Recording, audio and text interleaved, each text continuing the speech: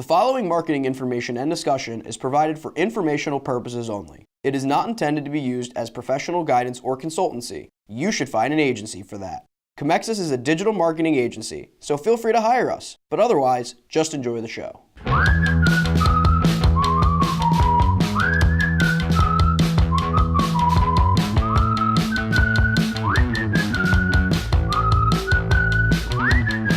Hello everyone, welcome to The Buyer's Journey by Comexis, a discussion-based podcast on the ever-changing marketing landscape. I'm Matthew McGordy, the social media content producer here at Comexis. I am Len Ward, the managing partner at Comexis. And I'm Josh Lyons, the digital marketing coordinator here at Comexis. So on Tuesdays, we normally talk about the consideration stage of the buyer's journey, but what we're going to talk about today kind of fits more awareness stage, a little bit in consideration. Yesterday, we talked about Microsoft and Spotify's earnings reports. So today is going to be our awareness/consideration episode, since we're technically like a day pushed off. So in the awareness stage of the buyer's journey, for those of you who need a refresher, is when somebody becomes aware of a problem they are having and therefore they need a solution to, or they become aware of your brand, product, service, and then become aware that they have a problem that solves. And then in the consideration phase of the buyer's journey, somebody is actively researching solutions to their problem, and therefore they stumble upon your brand, service, product, etc. Or they already know about your brand, product, service, and they are researching more in depth on the specifications of that, etc., etc. So today we're talking about Google's new bumper machine, which will whip up 6-second bumper ads from longer videos. So Google has launched a bumper machine tool to help advertisers create a 6-second bumper ad from existing video ads that run 90 seconds or less. Powered by machine learning, the tool will identify well-structured moments in a longer video and convert those moments into multiple 6-second video ads. So the example that Amy Gessenhughes gives on Marketing Land, it's a Grubhub commercial, and it's basically somebody coming in 6 seconds, coming up to the door, handing the person their meal, and then cuts to the bumper. And I thought it was really interesting. You could obviously tell that there was probably something longer form there, but I still think it worked pretty well. The process is reported to take only a couple of minutes, and video advertisers can adjust the creative before saving the new bumper ads. And this is important because bumper ads and 6-second ads, as we've talked about multiple times on the Comexis cast before we rebranded to the buyer's journey, and even a couple times on the buyer's journey, they are incredibly good at making people first aware of your product or service. Because they're only 6 seconds, because they're so short, they intrigue you, they catch you, and then you keep going on. As early as 2017, YouTube reported that 70% of the 122 bumper campaigns it analyzed drove a significant lift in brand awareness, and 9 out of 10 of the campaigns drove ad recall with an average lift of more than 30%. And for people who have limited resources, the bumper machine can make things a little bit easier for them. So what do you think about that, guys?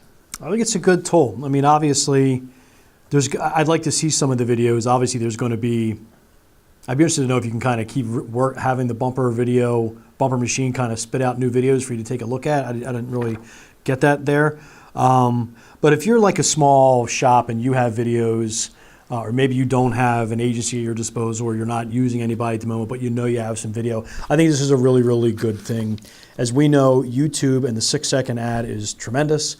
The research or the actual analytics and the data that we're getting back from these ads is second to none. It's affordable, to a point, and it is a great, great way to build the awareness campaign of your product.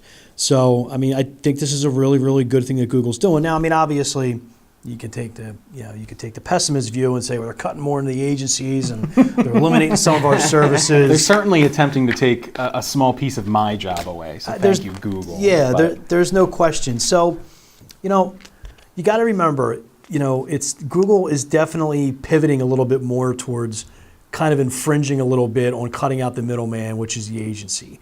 And in the history of advertising between TV and radio and all that, that's always been a really, really difficult thing to do. But Google is definitely looking to make up some lost revenue or gain new revenue on things like this. This is a free thing to do? I believe so. There's no mention that it's going to cost any money. Yeah, which is a quicker way to get people to start advertising on YouTube. Yeah. Because the very first question is, how do I get to 6 seconds? How do I get to 15 seconds? So for the individual who's the do-it-yourselfer, this is a really good product. And from an awareness campaign, obviously Facebook's great, Instagram's great, but YouTube is tremendous. And if you don't have video, get video. Even if you can't hire a company, step up to a nicer phone. Get an iPhone X. Get something like that, which actually does tremendous video, and try to do it. Your videos don't need to be pristine and clean and precise and a Game of Thrones production. Just make it nice with a quick message, and if you can run it through this bumper machine, it's a great way for the awareness campaign. Yeah, I agree. I think my only concern with this, and it's not even that big of a concern, is obviously I'm only seeing the examples of Grubhub, for example, where they obviously have high productions and they probably shot these commercials with the bumper machine in mind, because obviously Grubhub's using it as, Google's using Grubhub as a case study for this, right? And the one I saw had basically nobody talking in it. Okay, well, what happens when you have somebody who actually talks in your 30-second ad? How's it going to get trimmed down to 60? So I'm interested in throwing some things through here, seeing what we can get. But at the end of the day, this is obviously just going to be giving you whatever it thinks is best. So at the end of the day, you might still want somebody like myself, for example, to trim it down to 6 and have it actually kind of make more sense than just whatever the machine's pulling. But I think the Grubhub ad looked really cool, and I'll send it to both of you guys because they haven't had a chance to see it yet. Yeah, there's two ways to look at that too. So this is definitely an awareness stage play that we would look at for us, but for Google, this is a purchase stage. So to try to get somebody in the advertiser through the threshold to say, hey, I'm going to give YouTube a try, this is putting another thing in front of somebody that gets them to finally convert and say, you know what, I'm going to give YouTube ads a try. So it's interesting. It sounds like a good product. I mean, it sounds very interesting, and it seems like a place where it's easy for the smaller brands and, like you said, the people that don't have the ability to make these big productions, to make them quick, short, and sweet ads to throw up online. And the thing that I think we're all worried about is how, like you said, for example, with words, is if someone's speaking and you're trying to get a certain message across, how you're supposed to let Google's robots sort of say, are they going to take words and mesh them together? Or are they going to use some crazy technology to make them spit out other words that make sense? Maybe we're going to get really nice, like, postmodern pieces cut together from this. Yeah, so it's interesting, and I do think it's a great tool when, I'm curious to see what the Grubhub one looks like, and I'm curious does it show the longer tailed video and then what it cut it down into? The example I saw was just the 6-second Grubhub ad, but it's one of those things where I could tell so for example, like, the person comes to the door, and there's more to it than this, but it felt like that take where they came to the door was a little bit longer than the response from the person getting the food. So you could tell there was supposed to be more there that got trimmed. But to somebody who's not, doesn't know that the bumper machine created this, they would have no idea. Right. They would just expect it to be whatever it is. So I'm curious I'm curious to see different examples of how they take these longer tailed videos, and I don't know how long it takes them. It probably doesn't take very long to immediately spit out a quick 6-second ad that, again, looks like it was created by someone like you. So that'll be interesting, depending on whether it's a big business or a small business. Yeah. If it's going to be with voice or without voice, or even if they take, whether they're taking 90-second videos or 10-second videos and turning it into the 6-second, just how they process it and how they're able to spit it out, and like Lem was saying, the ability to get multiple versions of it so you can play around with it, see if you like it.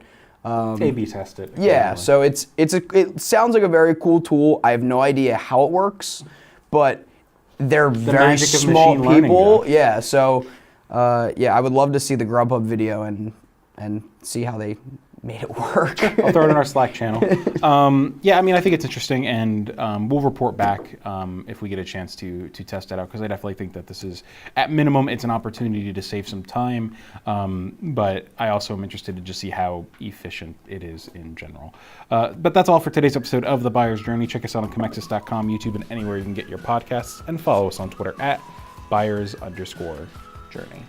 Thanks for tuning in.